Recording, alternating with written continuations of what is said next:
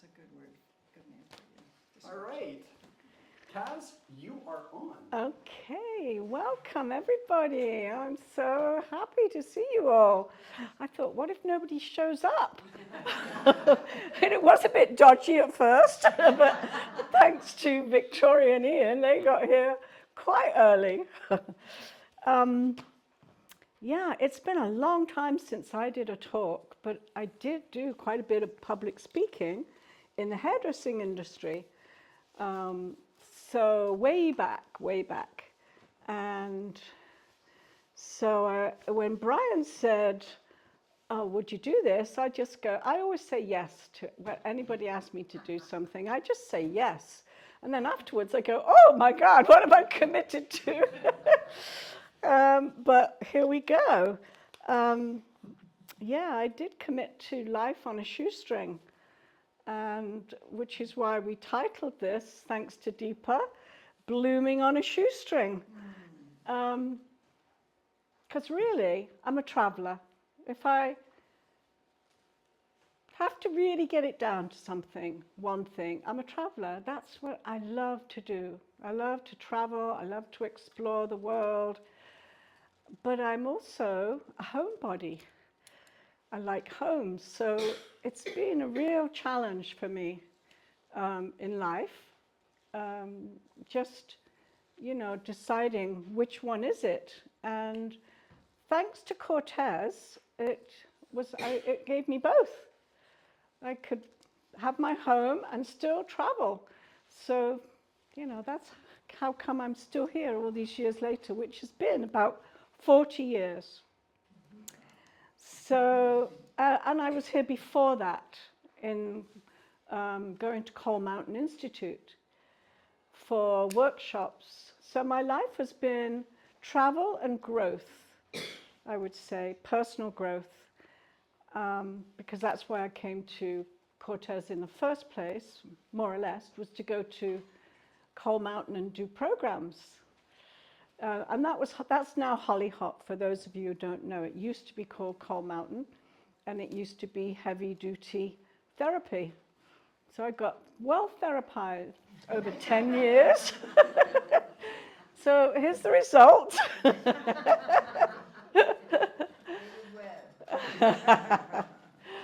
And it was an amazing amount of fun, I'll tell you. It was awesome. Yeah.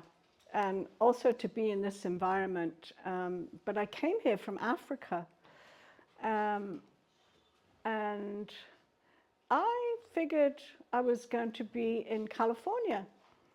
And look where I've lived all these years, on Cortes Island. I never ever I did get to California, but once I got there, I never wanted to live there. So, but it's a search for self, really. My life's been a search for self. And yeah, it's been quite interesting, actually. Going through the process of preparing for this talk, because I'm 77 years old. So I feel like I'm really at the end of my life. So I'm glad he's taping this. They could just play it at my funeral.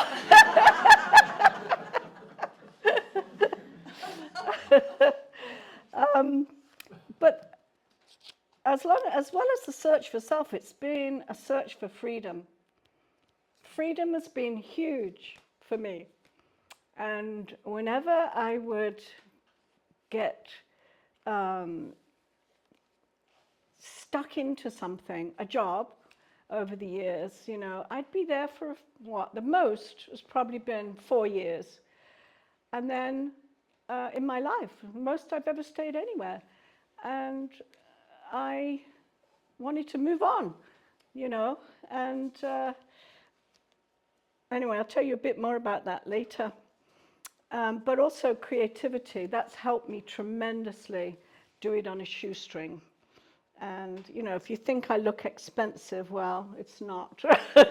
Maybe this is, and maybe this isn't. It's something I learned to do along the way. So this is my mum and dad. We'll start there.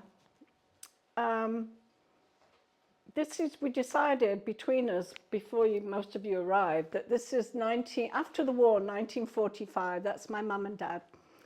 And my mother's family, they were quite well off. My mother was an only child, and my father was the opposite. He was one of about 8. So quite a big difference in their life. But you can see they're both very trendy. They both got white shoes on, peep toe, my mom, and you know, they were very hip, my parents. And I was very fortunate to have them as my parents because they were very stable people. It wasn't always heaven, but they were stable.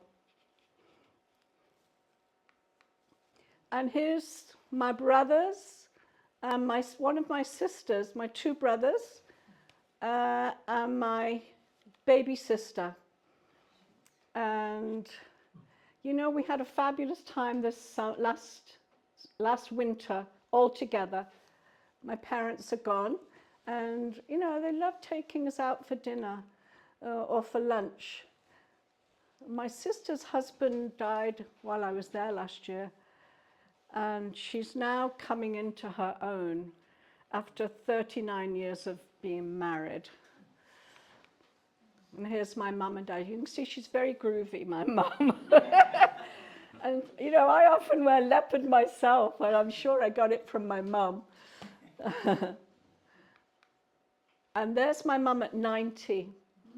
That was her 90th birthday with my aunt, who was 94.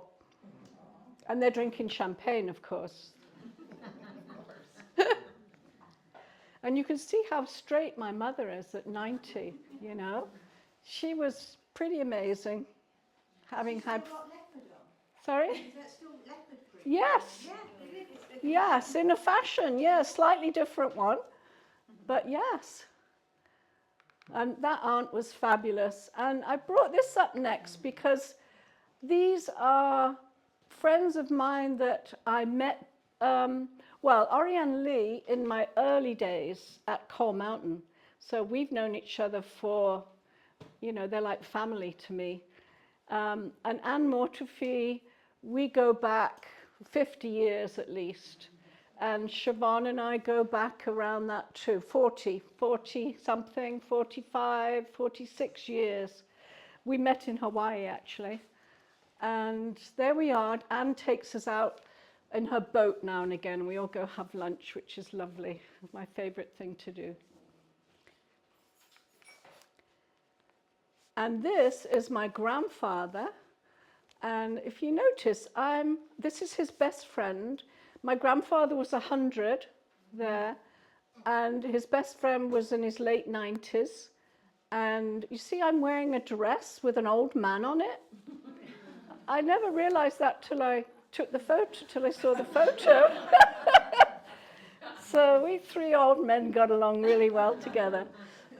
That was the last time I saw that man. He died not long after that. And he fell in love with me that day. It was the most amazing day. He took me in the house and he opened this chest and he pulled out this beautiful dress. I should have brought it to show you.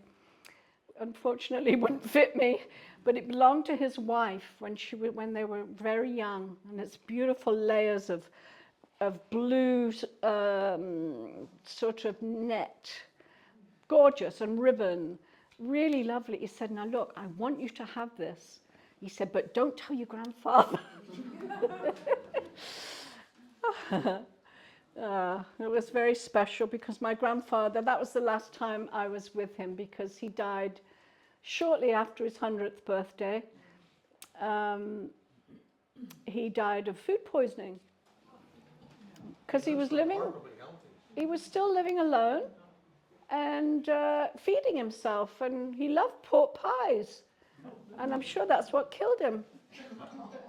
Left it in the fridge too long. I just had to put this picture of Siobhan because Siobhan is not how I got to Cortes, but she is a big part of me staying here. because we became such good friends for all these years. That's in Victoria. Now, this is pre-Cortes. This is pre-Cortes, and it's so interesting looking at, how these people are dressed. Some people I lived with. That's my boyfriend there, that I'm with, and still we're friends today. But he's been married for 25 years, I think. But we talk on the phone for hours sometimes. And I would say he was my soulmate because, I read this definition of soulmate, and it's not the person you're necessarily married to. It's the person that you've grown with. And I grew so much with him, and he grew so much with me, because we were going through Coal Mountain Institute together, and we were going through workshops, and we did a 3-month program together there. So, so it's a big deal. So we really know each other. And this beautiful woman here, and her boyfriend, she returned to Australia, and she went on to become a curator at the museum in Australia, in Sydney. And when they had the 2 Queen Elizabeth boats come in, the big one and the newest one and the older one, they came into one came into the harbour, the other one was too big to get in. And she was working at the museum, so she was invited to go on the boat, one of those tall boats, the tall ships with all the sails. And so I went with them because I happened to be in Australia. That was my last night in Australia.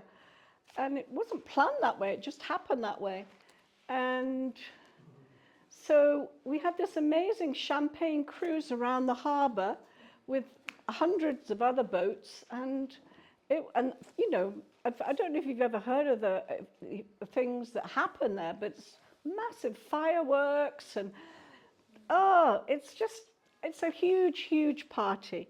They know how to party in Aussie. I loved Aussie. And he became a music producer and would produce music shows all over Australia. So you never know what people are going to end up. Oh, this is a funny one. I did a little modeling in my youth. I think I was 17 there.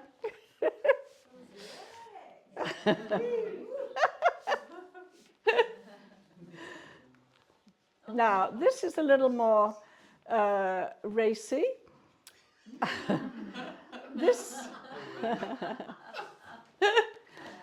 This is Raymond Salons, where I was the artistic director I worked there for quite a lot of years, and was the artistic director for the company for 4 years.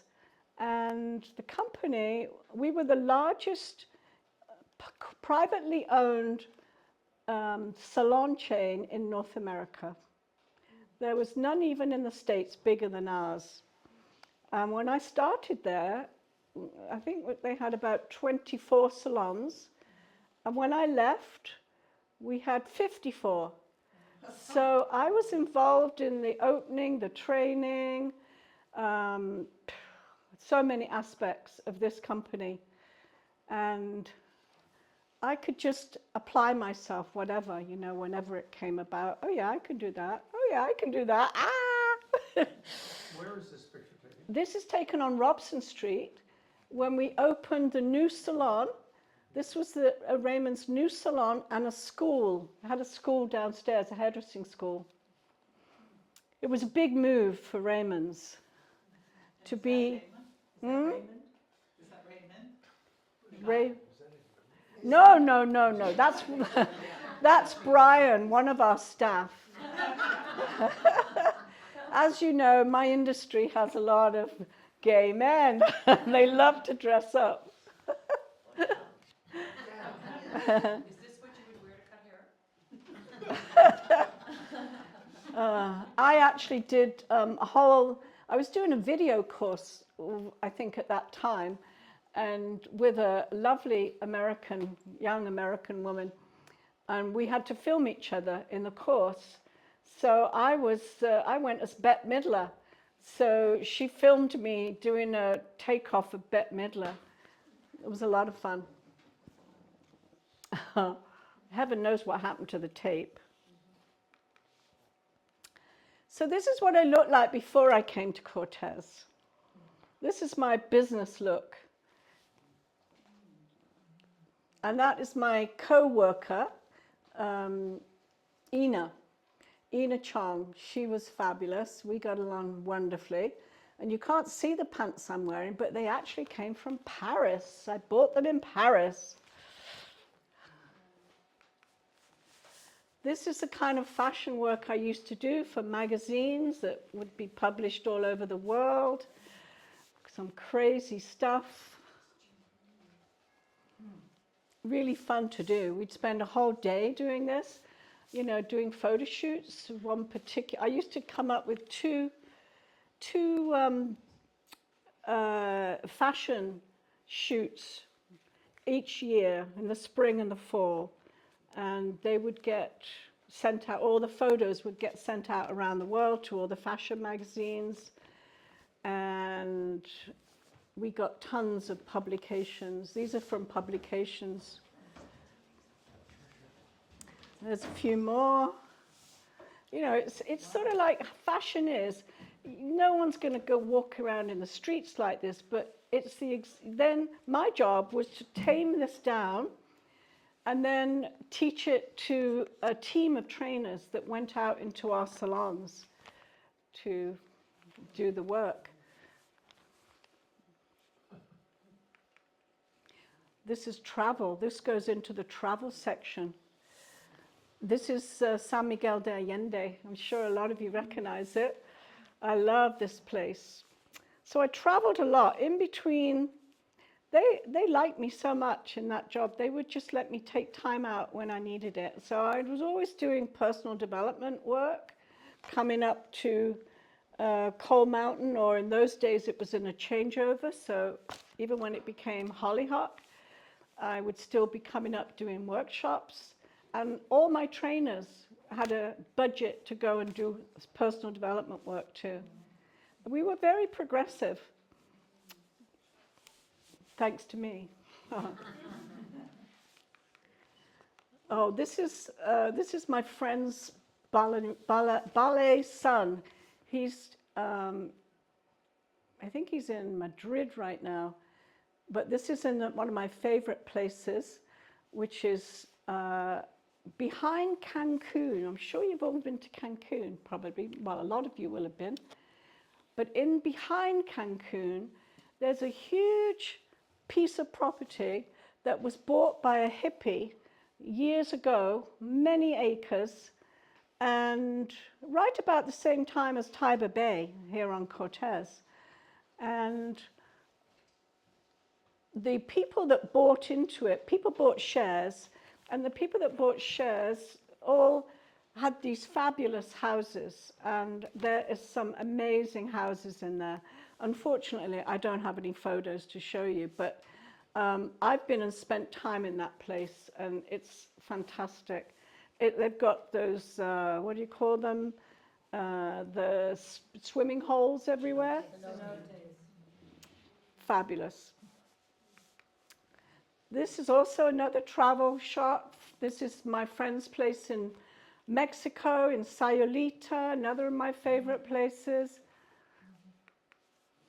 That's their house there. It's pretty fabulous. Lovely to hang out. This is my Mexican friend, Karina. This is another shop in Mexico.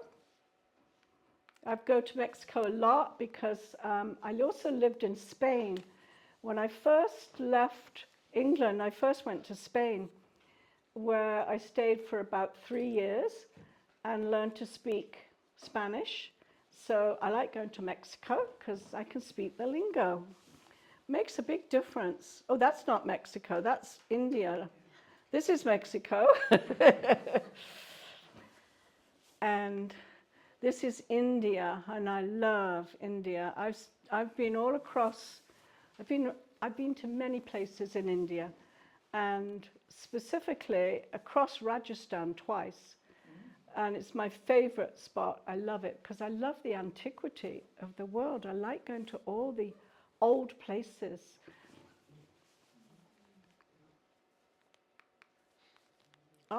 Spain. This is me on my way home from Spain, from Africa, arriving in Spain at my friend's house. And I've got an afro. And all the time I was in Africa, traveling through Africa, the kids would jump up and want to touch my hair because it was like an afro, but it was actually even red at the front. And they couldn't get over it. They always wanted to touch my hair. So I arrived in Spain after Africa to visit all my friends. Bali, where they make the amazing baskets. These are made in a small village in Bali, a Balinese village. And they're very special baskets. They're very, very fine. I don't even know if they're still making them these days.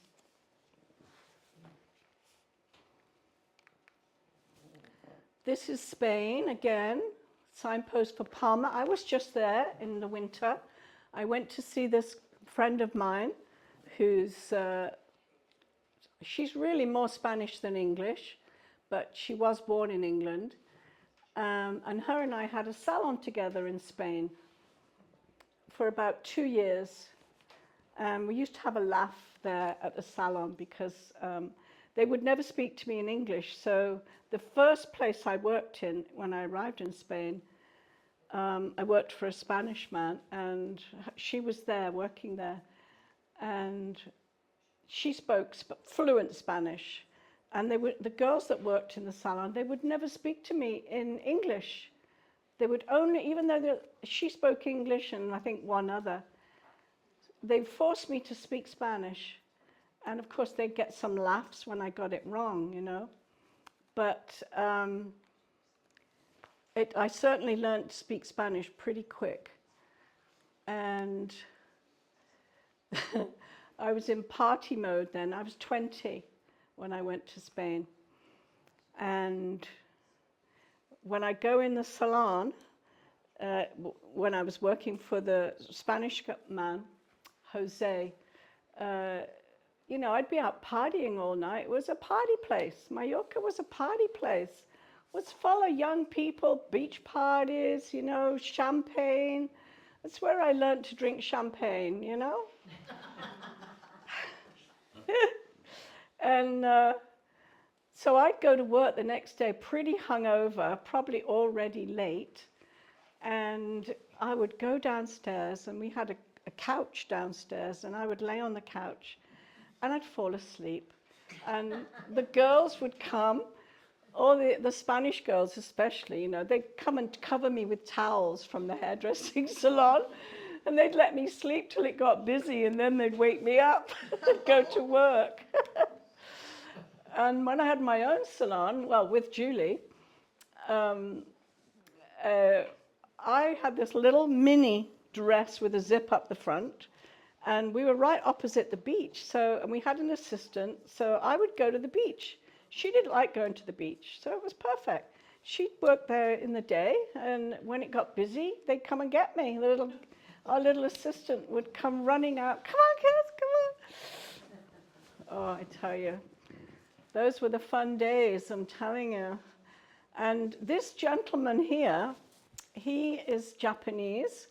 And I met these Japanese people in Vancouver, family, this whole Japanese family. And Papa, that's the father, father was very wealthy. And he would spend quite a bit of time in Vancouver. And let me track back here to Papa. Is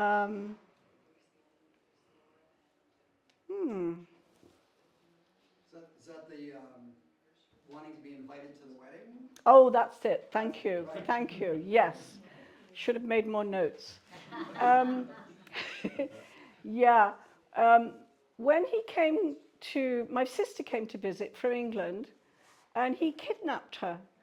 She got along so well with his daughter's grandchild, with his grandchild. So he kidnapped her and took her back to Japan. She spent about 8 months in Japan living at their home in absolute, Japanese luxury, and fed to death. And she came back about 20 pounds heavier all those years later. And when I said to Papa one day that Shirley was getting married, I said, "Oh, I go wedding. And I went, "Oh, okay." Doesn't speak any English, Papa. So that was very challenging, going with Papa. So I was also going to visit my friend Julie. "Oh, I come.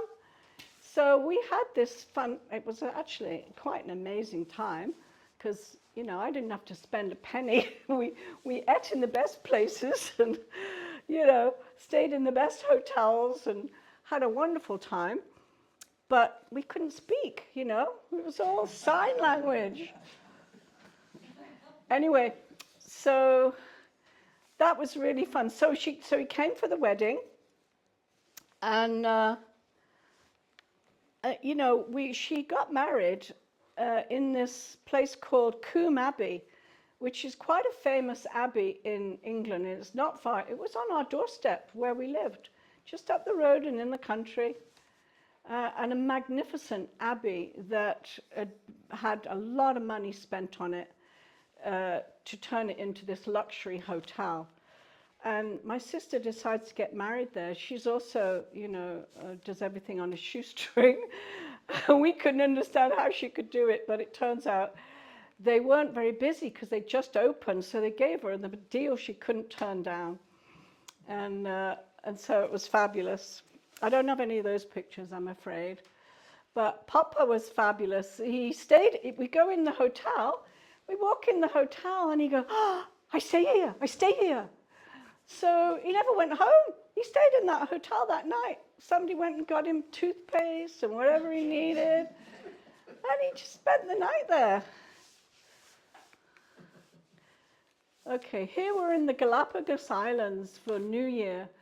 I went to Peru and Ecuador on a trip with a friend of mine. And I don't know if any of you know Virginia Satir. So Virginia Satir was a therapist. She's written a lot of books. Family therapist, yeah. One of the best. Yeah, exactly, one of the best. She even worked with Bush and their family. Didn't do much. So I was on a boat. I was fortunate enough to be on a boat, or two boats we had. And for New Year, the staff tied them together and for a party New Year's Eve, and they put on an amazing spread for us, these guys that work the boats, and we just cruised around the Galapagos for a week, and it was magic. It was total magic. You could walk right up to flamingos on the beach, the sea lions, even all kinds of birds, and they were just, everything was tame in those days. I don't know if it still is, but it was in those days. And, it's a therapy session on a boat with Virginia Satir, let me tell you. So every morning we get to sit around this coffee table and, talk about life. She was great. This is a painting done, I put it in because of as my painting group here. It was painted by a German, what we believe to be a remnant of the Gestapo in Germany. There were several Germans hid out on the Galapagos Islands, and he was a painter, and he couldn't get brushes in the Galapagos Islands, so he learned to paint with his finger. And this is one of his finger paintings, and I bought a couple of them, and that's how he survived, selling, and it's painted on a piece of rubbish, you know, plastic or something, because there's not much floating in those days. When in the Galapagos, I'm talking 45 years ago, there was only one hotel, well, two. There was one real hotel, and then there was ours, which which was a series of little you know, it's almost like Hollyhock actually in the old days, a series of little cabins along the water, and one main building, and where everything happened in that main building. And we had a fabulous party New Year's Eve in that place. Yeah, I don't quite know how it all worked, because we were on the boat for one night and then we were there for a night. But anyway, the best part was when you wanted a drink, you just went and helped yourself and you dropped some money in a jar. That was it. The whole full bar was there. This is Thailand. Yeah, these women with these amazing cloths. I was taken into the hills to go and stay with these people in the hills, and it was quite amazing. But you know, they've got great sense of humor. We slept on bamboo, which was hardly sleep, and then the first morning, get up really early because your bones are creaking, you know, it's so painful, and go out to the fire. There's a little fire outside in the center of where the huts are, and the chief is squatting by the fire roasting a little thing which is a bit like a chipmunk, and he looked at us, it was just me and another girl, and he went, "Breakfast." And then within about an hour we were served bacon and eggs and toast. Can you believe that? And again, we're talking 40 years ago, somewhere there. This is Hawaii, where I met Siobhan. And I'm not quite sure why this ended up at the end, but I think I skipped a few things pretty quick. But this was who we hung out with. And we lived in a little trailer on the side of the volcano. And we spent, well, Siobhan lived in a different camp. We were camps of hippies, you know, but Siobhan and I were the least hippie. So we kind of bound together, because she'd been a teacher, and, you know, I was a hairdresser, for goodness sake. So, you know, we kind of, well, we're not really that hippie, you know, we weren't born hippie, we became hippie. Anyway, we had a lot of fun, and this woman, Winsong, and this couple, Winsong and David, both great musicians and songwriters. So every night we would have a party in our little tiny trailer, and half the village would come, the locals would come and want to be in where the music was happening, and we had no money, you know, we had no money. None of us had any money. So they would bring a whole thing of food for us, fruit and veggies for us to eat, because, you know, we didn't have money. We just got by miraculously. We tried one other thing to get money. This was with Siobhan. After I got to know Siobhan, we decided to put on these music events around the island, and so we start the first one, and we're going to sell food. We're going to make food and sell it, and that's how we're going to make money. So we're very late getting ready for the first one, and we get there rather late. And there's about 100 people lining up with their musical instruments, waiting to get in. And we're like, oh my God. So we didn't have time to make, to charge for the food and figure it all. We hadn't figured it all out or anything because we're hippies.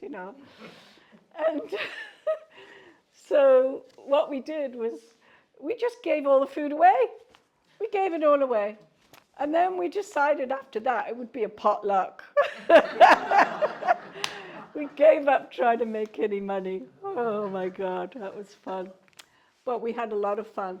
So, backing up to that last slide. Yeah. You asked me to put that in here because of Cold Mountain. Yes. You said this was the lead-in. Yes, this was the lead-in to Cold Mountain. So I went from Bali, from Hawaii, meeting Siobhan, to Cold Mountain Institute, which is the same building as Hollyhock. So this actual shot is Hollyhock, and that's where I did a 3-month intensive where 20 of us lived in the beach cottage. What year was that? Oh, don't ask me years, Martha. I really don't know. I did it too. Yeah, but you weren't in my workshop. I know you. No, I was in the very last one. Okay, Zarin and I were in the very last one, along with Oriane Lee. so it had to be a 75-ish. I guess, yeah. I'm not very good at years. I just don't keep very good track in my This is head. how you discovered Cortes?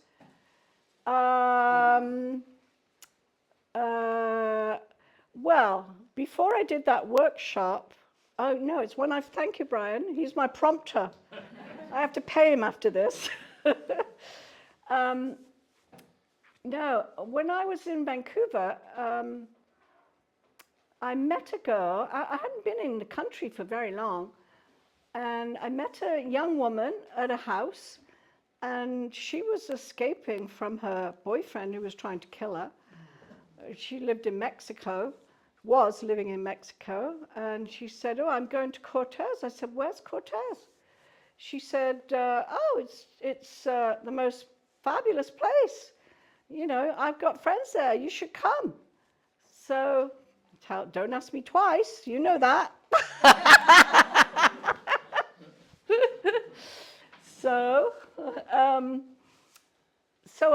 So I said, okay. So Jan and I, one weekend, we decided to come up to Cortes. We had a foamy in the back of my car, which was an old car of Irene Blewith's. It was painted yellow with wheat. She did it with wheat painted down the side. It was very hippie. So we came up here and stayed on what is now Darshan's property. Darshan, where Darshan and Alex live, basically. And yeah, so we stayed there, and I woke up in the morning, having come from Cape Town, and looked out down the beach, and those days, always there was a little tiny cabin. So we slept in my car, Jan and I, and this woman whose name I can't even remember because it's so long ago, looked down the beach, and in those days it was a white sandy beach, and you could see all the way to the mountains. And now the trees are all grown up and huge. You can barely see outside their yard anymore, just like mine. But it was a fabulous view with the snow on the mountains, and I fell instantly in love with Cortes.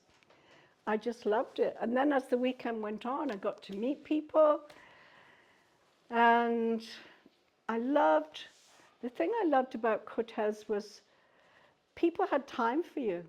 People had time to talk to you. It wasn't all about 9 to 5 racing to work, It was like doing things together. We did a lot of work bees together when I first came to Cortes. Everybody working, instead of being, I actually started a work bee group myself, working women. And I also, every Sunday, we get together at one person's house, and we'd all work on something in that house. And then we go another house the next week. And I also started a women's carpentry course with Volker teaching it. And it was great. It was great. I've still got the hammer. that no, I didn't make it. He made a hammer for us all, to gifted us all with a hammer. It was great. And that was a lot of fun. And so, yeah, I love those things. I love that people had time for each other. And here we go. You know where this is? Yes. The early days of Wolf Bluff Castle, when we used to go and have dinners there. A 5-story drop if you go to the toilet there. Famous for the 5-story drop. Can you see? Yes. There were parties here, if I recall. There were lots of parties there. It was a party place. Yeah. And Carl was amazing. He made everything.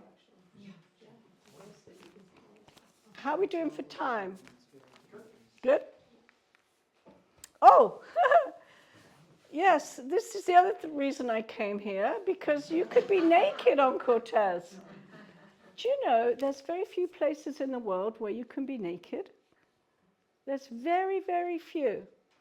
And I feel quite comfortable on Cortes, you know, being naked at the lake and hanging out. We used to hang out at Hollyhock naked all the time. And that's at the top of Easter Bluff. It's not me. Nice. And this is Siobhan. And this is Norrie. Oh, wow. And this is Philip Wood and Dale. Dale's not here anymore. Philip is, though. He's still here. Best masseuse in the world, Philip. Oh, fabulous. But like me, he retired. Okay, this is from a, let me see if there's, oh yeah. This is Cortes. I did a fashion show when I first came to Cortes. And in the early days, so this would be 70s, somewhere in the 70s. You think, Judith? Mm-hmm. Yeah, when it was Coal Mountain. Oh, yeah. Yeah. And this was the end of the fashion show, when we said, well, this is what people really wear on Cortes. This is the real clothing. And of course, I come from the city, you know, and I didn't have any. I had all fancy clothes from work. So I used to just wear my fancy clothes in the garden, you know, growing spuds. And people used to come along and they'd say, you know, oh my God, what are you doing gardening in that silk shirt? I said, because I don't have anything that isn't silk. Identify. Who are, Okay, do you know any of that's Rose Woolridge. Oh, wow. them? Yeah. Oh, wow. That is Jill Wyness. She's not here anymore. That's Zanon, Who? my ex called Zanon. Zaman. Zanon, not Zaman, Zanon. Okay. And that is, she lived in Whaletown. Do you remember her? Can't remember her name. She used to live in Whaletown. She's not here anymore either. But her daughter is a good friend of Kaylee's. I'll have to check. And that, of course, is me. Yes. In my fry boots. It was the fry boot era.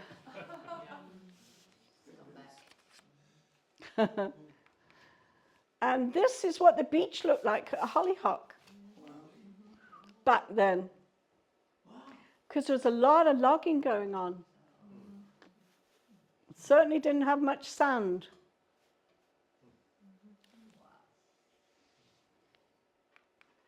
Oh! That's me dressed up for a fancy dress party. I used to love, you know, at the Gorge, they used to have a Halloween party every year. And oh, they'd be fabulous. You know, you could be outrageous at that Halloween party. And I used to go every year. We'd all dress up, and it was a lot of fun. A lot of fun. I also was a seamstress for a while, And I made that shirt. And I sold them. I'm at Coal Mountain there, and I sold that. I used to sell them at Coal Mountain. And I also had a store in Vancouver, in Kitsilano, hippie Kitsilano, that sold everything I made. But it was lonely, sitting in your little sewing thing, you know. Didn't want to do that for long. This is the Cortes Choir. Back in the day, 1970, can't you see how fashionably dressed we are? And that's Rose again there. And that is Peggy Newsham, for those of you who've never seen Peggy Newsham. She was fabulous. I know this is the group that went over you said Quadra, was it? Oh, we were on our way to Lasqueti to sing for the choir. That's David Blinzinger in the back there.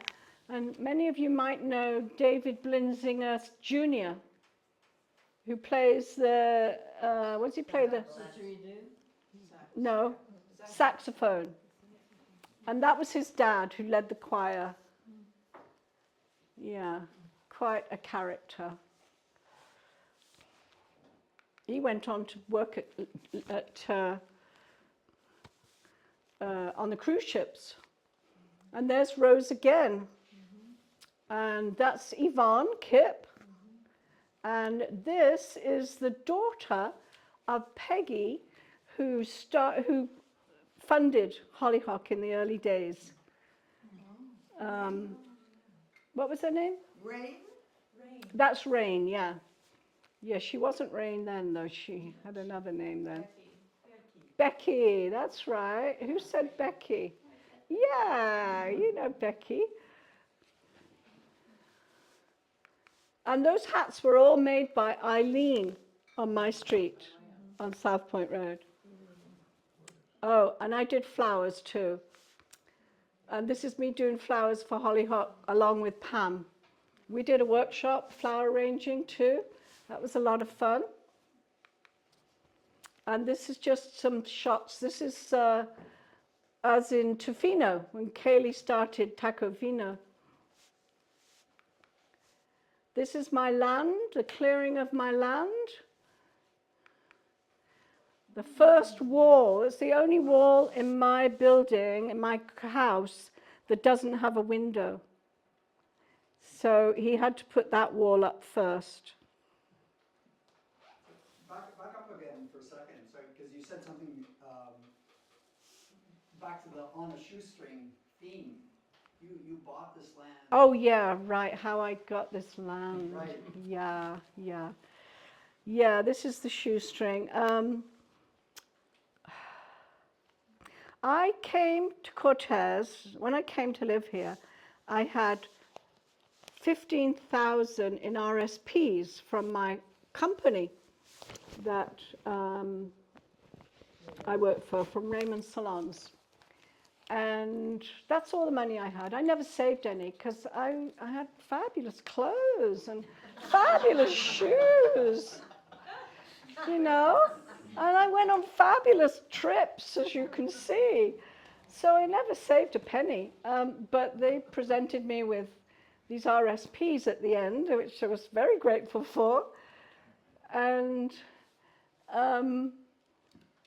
so I came here, when I was here, how did it work? Raven lumber. Yes, these lots belong to Raven Lumber. And Judith is one of my neighbors. Most of you know, and Heather on my street also. Notice they were lots that women could afford. That's right, because my lot was, when they first went on the market, there was a big scandal about our street. Because when they first went on the market, they were 66,000, these lots. And they're around 3 acres. And the island went up in arms because they made small lots. And that's why they made it a strata. It's all a con. You make a small, you turn the whole piece of land, which was Raven Lumber's land. You log it first, And then you turn it, you put the road in, and the waterfront lots are small, and then there's one great big lot. So when we bought our lots, they told us that would be common land. Right? And nobody got it in writing because, you know, we're all women, right? We're a bunch of hippies. And She was not, I think. I was a bohemian. I'm old. you were a bohemian, yes. I like that word. Never a hippie. I like bohemian much better. Anyway, so I was trying to figure out, you know, how could I buy one of these lots? I didn't have a job. I didn't have any money in the bank. I didn't have anything. I didn't have anything of any value, you know. Probably an old wreck of a car, knowing me. And There it is in the picture. no, that's not even mine.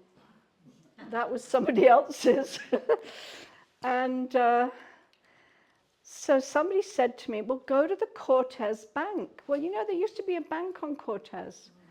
And it was a bank where people who came here with money would put money in the bank and, you know, to share so that you could borrow money very easily from this bank. So I go and borrow money from this bank because they didn't want all the papers that they want at other banks. It was very simple. You just had to know who you were dealing with. So I borrowed, I don't know, I think about 70,000. My first, ooh, what is that? A howling dog. Somebody's phone. So, so that's what I did. I borrowed about 70,000 from this bank and started to build. I thought, well, I could buy the land. That's what I was buying the land with. The 70,000, but no, before that, sorry, I have to back up a bit because the original, when I first went to see the land, it was actually Bruce who took me to the land first of all. Bruce Ellington? Yeah, Oh, yeah. yeah, and it was Yvonne and Siobhan and I, and we were trying to buy 2 lots next to each other because this was the plan. We were going to build one main house and we'd each have our own little pod. That's what we were going to do. So we needed 2 lots. And then the night before we put in our offer, the next door neighbor had already put an offer in for that lot. So we tried to change it. We couldn't change it. So consequently, there were not 2 lots together. So they lost interest. Yvonne, she already had a piece of land on Bartholomew. So it was me buying it by myself. So that's when I had to hit the bank and borrow money. And anyway, it all worked out. So I've got this piece of land. I pay 5,000 down. This is the deal that not Bruce, but the next realtor after Bruce made. 5,000 down, and then I paid something like 200 a month for the first year. Then I pay another lump sum, and then 200. So it went on for 3 years. It was like a 3-year mortgage. So I never had to put out a huge lump. So after 3 years, I think I stayed in Vancouver for most of that time working, and how did it go then? You have to write your history. It's easier. Well, I met you naked cutting blackberries. That sounds like me. Anyway, so And you were down on the shore. You established something down on the shore. oh, that was a bit later though. That was when I was trying to rent it. That was when I was renting it. Oh, all right. Did I get that right? You were cutting blackberries naked? It's probably, knowing me, probably. Anyway, I'll cut it a bit short and say, at the end of the 3 years, I didn't have the last payment So I had decided, okay, I'll have to go to California and do my public speaking, because I'd been doing some public speaking, women's events and stuff. I'll go to California and do that. Or try and get another job as an artistic director in the industry, and in the hair industry. And I got sick, and somebody came and visit me while I was sick over Christmas and said, you know, your property's gone up so much in value. You could maybe go and borrow some more money. So I did. Don't tell me twice. So I went to what was a real bank then, and, you know, had to tell a few white lies, and they gave me more money. So that's how I built my house, on a shoestring. And let's see, where are we going? So there's the clearing of the land. That's the first wall. And this is the inside now, years later. Or these logs came from the beach. That's on a snowy day. And I love the view of the mountain in that one. Now, one night, I had a really bad experience while this house was going up.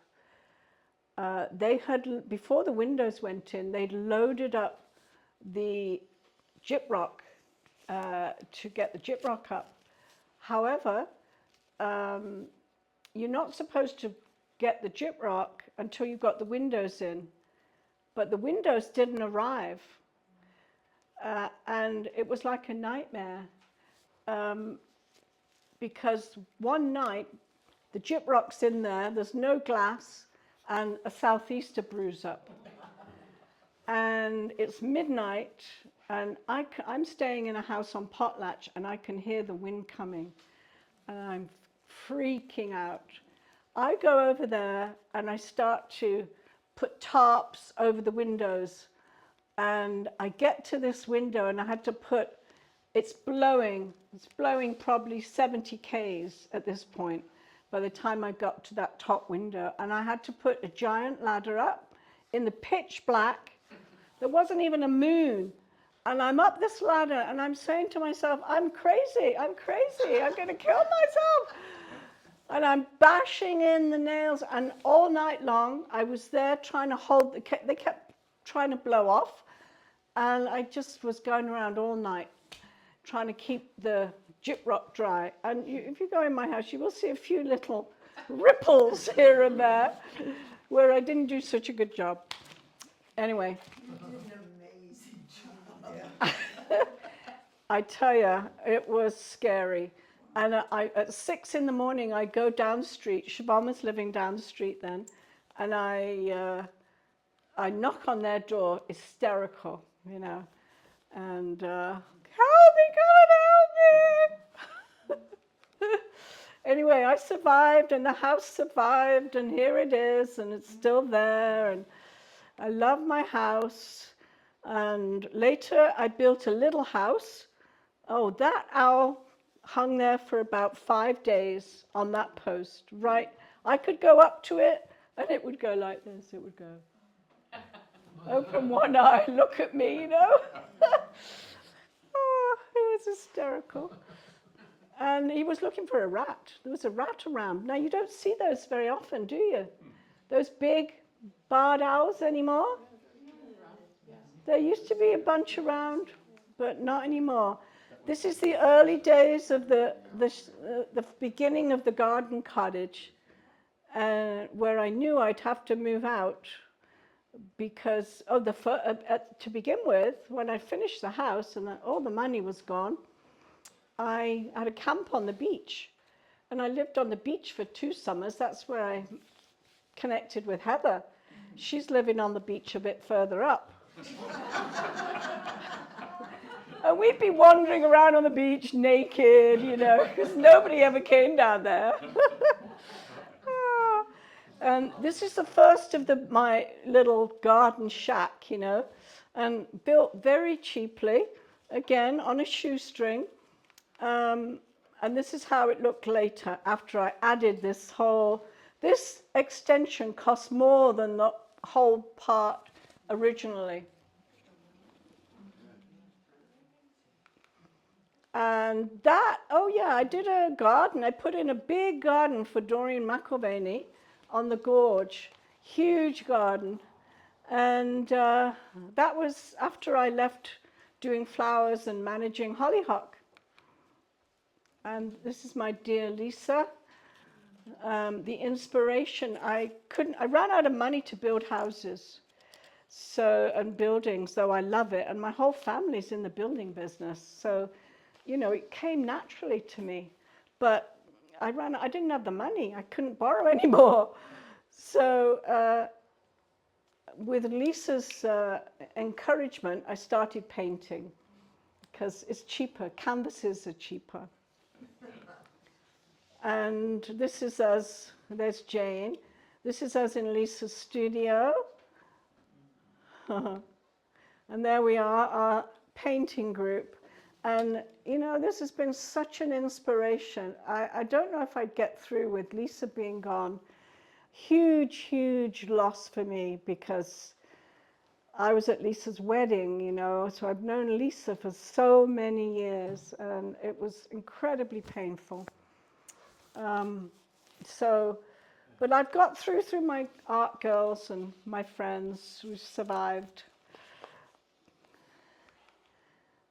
Paintings, a few paintings. Now, considering how long I painted with Lisa, I've got very few paintings, but these are a few of them. Oh, nice sunset. This is what I get to enjoy from my place. You know, it's paid me, there's Bill and Siobhan and Erin Skye in the garden, having a nice tea party. This is the light at the dock in Manson's. It's beautiful down there. Some whales. And I think, is that the last shot? Yeah. It is the last, yeah. That's the last shot. That was recently. Brad took that shot. Yeah. I saw it, but I didn't get out of bed. It was 5:30 in the morning, and he was in the house. I'm in the cottage. I didn't see it as good as he did. He got up and took a photograph. Isn't it gorgeous? Yeah, it's one of the best. Certainly. It does, and I'm going to have a go at painting it too. I've never done vistas, but I'm going to have a go. So all that on a shoestring, folks. Thank you.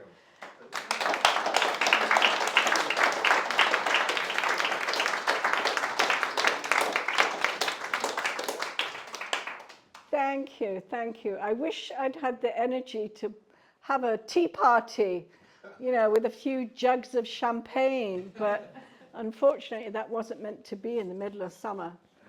But maybe at some later date. Thanks to Brian, because, I mean, he's put all this together, and it's been complicated. And we were doing it until 1 o'clock today. So, you know, it's been a bit of a rush, to be honest, but it's been fabulous. Yeah, thank you. You've been amazing. Thank you.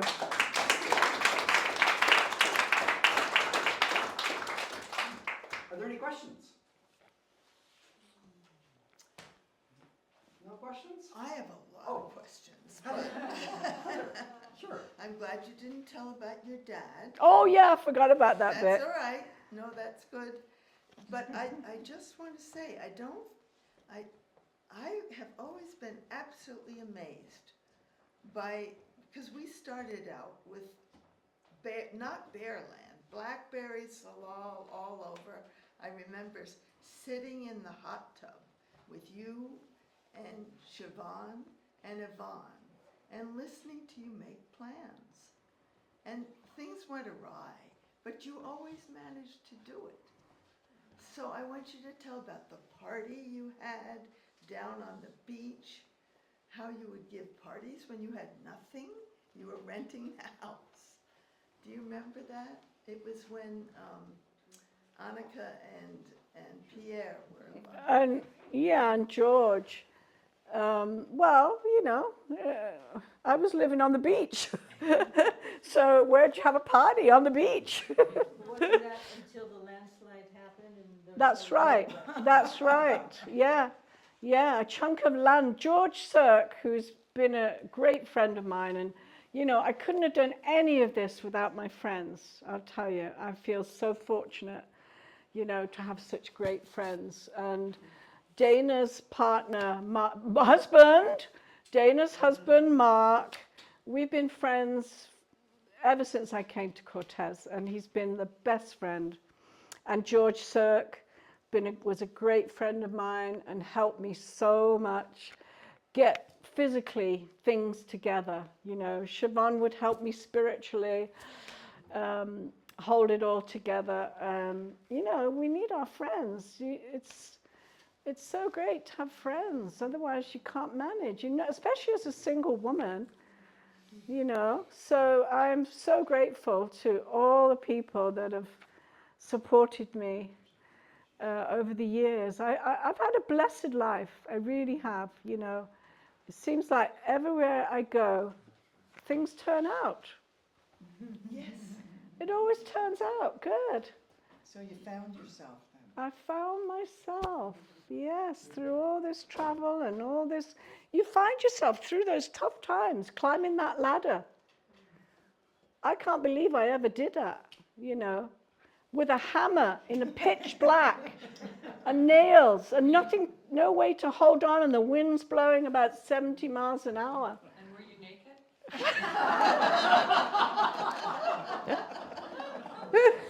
I could easily have been, because I ran from the house I was staying in to do that.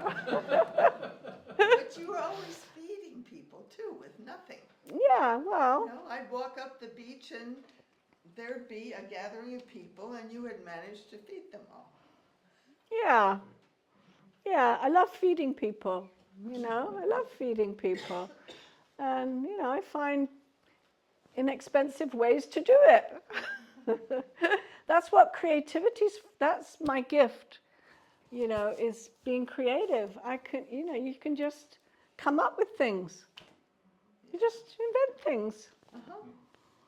Yeah. And you see the beauty that's possible in nothing. How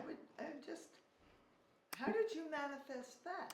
Food, you know, food. You know where I learnt that? I lived in Spain. When I lived in Spain, I lived with this couple for a while, and they didn't have much money at all. And she had a little salon in the back streets, and my boss asked me if I'd go and help her out in her salon, because her staff she only had one staff and she'd left. And so I went and helped her out, and her husband, very nice man, he was a salesman, I think. Never did figure that bit out. And I hardly spoke Spanish in those days. I was learning.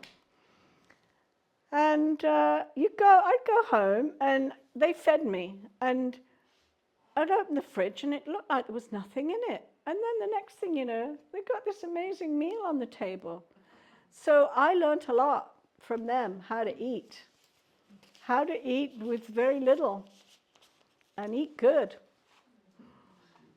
Yeah. Yeah. Any more questions? Why You all- didn't you tell about the cougar? Oh, the cougar story. Would you like the cougar story? Sure. Okay, well, I had my house, I was in my house, and it must have been spring, and I have to trace in my mind back then. It's a lot of years ago. It must be about 25 years ago, I think.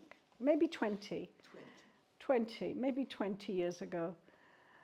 And I'm sitting reading, I picked up a letter, and I'm sitting reading this letter I'd picked up at the mailbox, and I see something go past my vision in front of the window. And I thought, oh, that's a tall dog.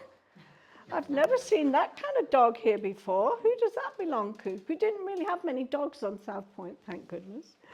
And so I stood up, I stepped over this little wall between the seating area, And there was this cougar looking at me. And I didn't know what it was because I'd never seen a cougar.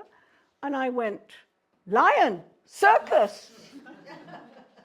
Lion, zoo, circus. These just went through my head. I'll never forget that. Association, right? It's like, oh. And then I looked at its paws and I knew it was a cougar because it's big paws. It was a young cougar. And I'm telling you, it was the most exciting thing. And it looked at me, and my cat I had at the time went zooming up the stairs under the bed and never came out for 2 days. That cougar was not after me, it was after the cat. And it looked at me through the window, the glass doors, because I was saying to myself as I was reading this letter, I was saying, oh, I should be sitting outside, it's a nice evening. But something saved me, you know?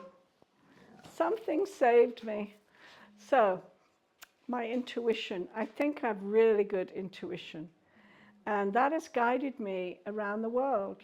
I've lived in 3 different continents. I've traveled in 6. And the one I skipped was Alaska, because I don't like the cold. And, you know, that's my travel stories. I love traveling. But coming back to Cortes, you know, this has been my paradise. And I always thought when I was building my house, I thought my house would be a place I could store my furniture so I didn't have to keep buying stuff every time I came back from a trip, you know. And it became much more than that. I don't think I left Cortes for like 7 years. I didn't go anywhere. Well, plus I didn't have any money. So, but I did start renting right away to pay the mortgage. Oh, that's another story. I had this, you know, everything I manifest. I don't know if anyone knows about Findhorn and the manifestation of Findhorn. Yes. I totally bought that. I met them, I knew them. When they came to Vancouver, I had a friend who lived there. And I totally bought that manifestation law. And everything, and still probably to this day, is manifest. I manifested all of it. I would say, oh, I need a sink. I need a sink. And you know, I got a sink driving down the back streets of Kitsilano. There was 2 sinks. The kitchen sink and the bathroom sink. I mean, and a lovely one too, you know, a gorgeous little round sink that Volker sunk into a big chunk of wood and made it beautiful in my bathroom. And, you know, just the stainless steel sinks you find on the street, let me tell you, are better than the ones they make today. Because they're thicker and they hold up. Anyway, so after the house sink thing, I was in Victoria with George one day and we're driving home and George goes, oh look, there's a double sink, that'll be good for your cabin. Okay, slam the brakes on, jump out, get the sink. And this is how things come, and this is how Findhorn did it. They would think it, you know, they would just think it and it would manifest. So, what do we want, folks? What would you like to manifest? Peace in the world. Peace. Yeah, that's a good place to end. Peace, yeah. Because none of it means anything without peace. All right. Well, thank you all again. Thank you, Caz. Thank you. Please feel free to hang around. There's some refreshments at the back and talk to each other. Thank you so much. Thank you. Just the perfect amount of people. Thank you for being in the front row and supporting me. Always supporting me. You're Thank wonderful. you. And amazing. Oh. Thanks, honey. Wonderful, you did a Oh, fabulous job. Thank you.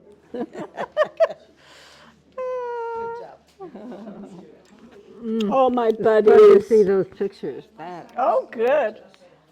That was wonderful. Oh, Thank so you. wonderful. Thank you. I feel like I know you so much better now. Exactly. That's why I say it's like, when people die, that's how you get to know them.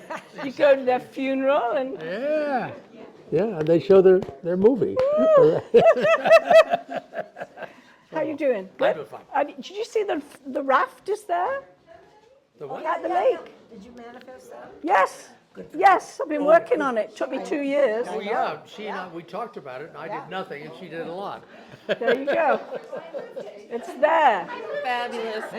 Oh, thank you. So I do have a question. Yes. Was it you that got Siobhan? Like, did Siobhan come to Cortes because of you? Because of me, yes. And when saw